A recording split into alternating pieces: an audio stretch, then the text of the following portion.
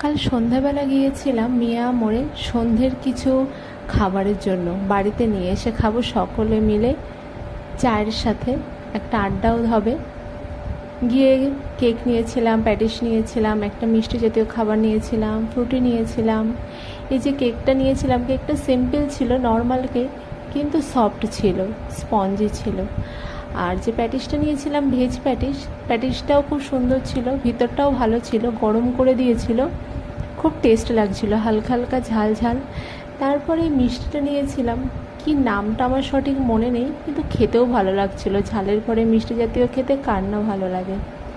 তারপরে এই ফ্রুটিটাকে অনেক চেষ্টা করে স্ট্রটাকে আমি খুললাম, খোলার পর খাওয়ার জন্য তো স্ট্রটাকে রেডি করলাম আর আমি পাশে রেখে দিলাম। বেশ সুন্দর প্লেটটাই সাজানো হয়েছিল, সন্ধ্যের একটা আড্ডা জমে গিয়েছিল। সন্ধ্যেবেলা এরকম আড্ডা পেতে কার না ভালো লাগে।